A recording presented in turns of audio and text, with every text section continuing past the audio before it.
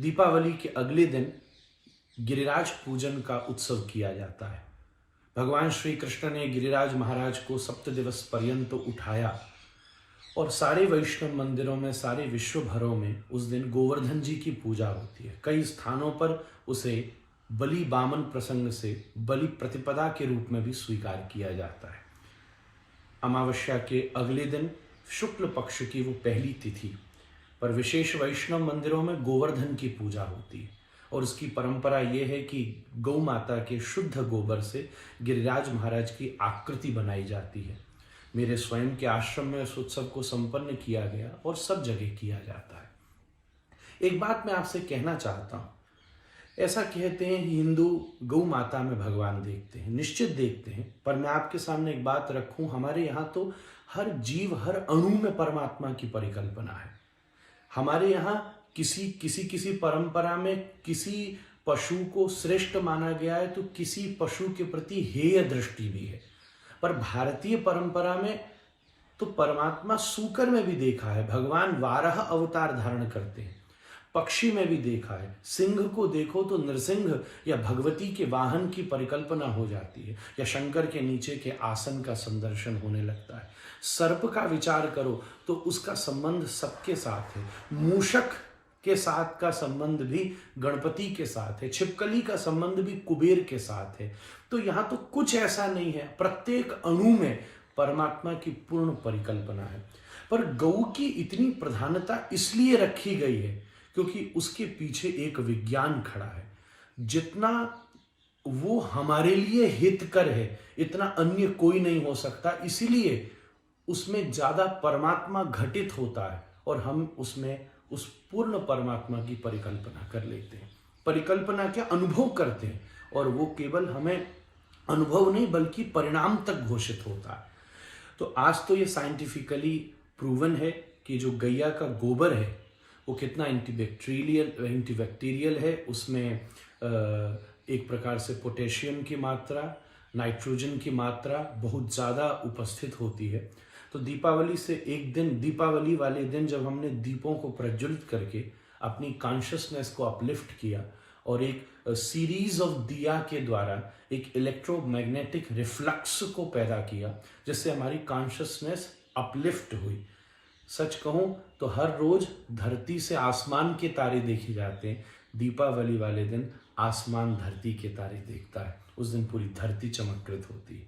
ठीक उसके अगले दिन, क्योंकि इतने वायरसेस और इतने बैक्टीरियाज और इतने नेगेटिव माइक्रो ऑर्गेनिज्म को हमने विजय प्राप्त की है, तो उसके फिल्टरेशन के लिए, एक प्रकार से डिटॉक्सिफिकेशन के लिए पंचकर्म ट्रीटमेंट में भी गोबर की पूरी आवश्यकता और प्रयोग होता है। उसकी अपनी स्वतंत्र मेडिसिनल वैल्यू है।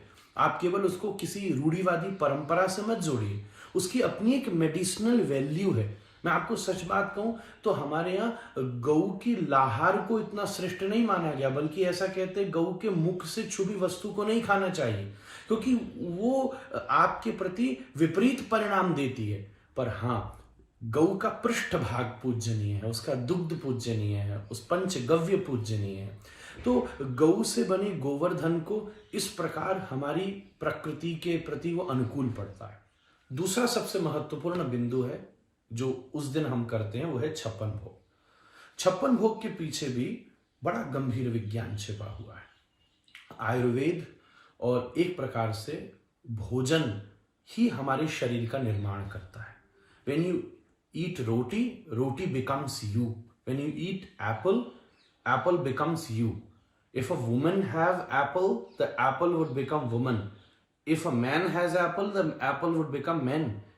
If a monkey has apple, then apple become monkey. भोजन ही आपकी आकृति धारण करता है। तो पुरानी कहावत है, जैसा अन्न वैसा मन। भोजन, भारतीय परंपरा में भोजन को बहुत सकारात्मक रखा है। मैं ये बात कहता हूं, अपने यहाँ धर्म की शुरुआत करनी हो तो मंदिर बहुत बाद में बनाइएगा, रसोई से प्रारंभ कीजिए।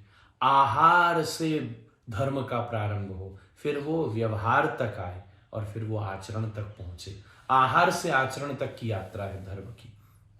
तो 56 भोग हम करते हैं। पुरानी कथा ये है कि भगवान ने 7 दिन तक गोवर्धन उठाया और एक सुबह 4 प्रहर होते हैं, 4 प्रहर रात के होते हैं। एक प्रहर में मैया यशोदा 2 बार लाल जी को भोजन आरोगती थी। तो इस प्रकार 7 दिन में प्रतिदिन 8 बार, तो 7 का 8 से भाग दो 56। ये भी कथा बिल्कुल भाव की दृष्टि से श्रेष्ठ है, प्रमाणित है और इसमें कोई दोष नहीं है।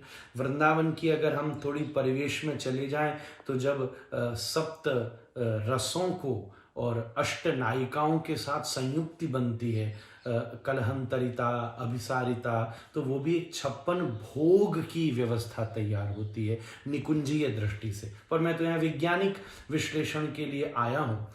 इस दृष्टि से चर्ब चोष्य लेह भच्च भोज अम्ल तित्व, इस प्रकार सप्त रसों की परिकल्पना रस विज्ञान में की गई है, आयुर्वेद में की गई है। और जैसे एक है कटु, कटु का मतलब कड़वा, रस में एक वस्तु है कड़वी, एक है तिक्त मतलब थोड़ी तीखी। तो प्रत्येक वस्तु से 8-8 प्रकार के भोजन की प्रणाली तैयार होती है।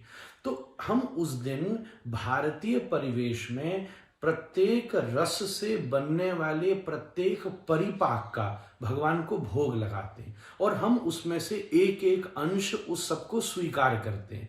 तो एक प्रकार से जैसे छोटे बच्चा जब माँ के गर्भ में होता है तो बड़ी बूढ़ी सलाह देती थी कि उस समय माँ सब कुछ चखे, जिससे उस बच्चे के प्रति उस प्रत्येक भोजन को करने की रुचि जागृत हो, वो उसका डाइजेशन उसके अंदर प्रिपेयर हो सके। अगर आप किसी भोजन को बहुत वर्षों तक ना करो और एकदम से उसे कर लो तो आपके डाइजेशन में गड़बड़ी आ जाएगी।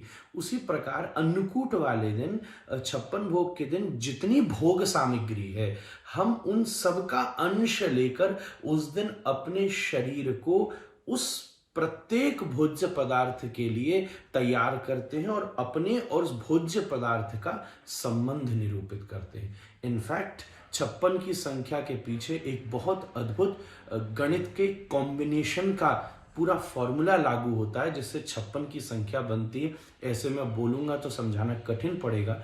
मैं अपने साथियों से कहूँगा, टीम मेंबर से, मैं उन्हें लिख के दूंगा और इस वीडियो की डिस्क्रिप्शन में वो उस फॉर्मूला को अवश्य डालें। मेरी बातें अभी इनमें बहुत सी भी एडिशंस की ज़रूरत हो सकती है। आपके सुझावों का स्वागत है।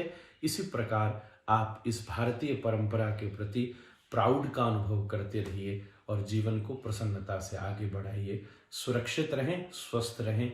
जय जय श्री राम।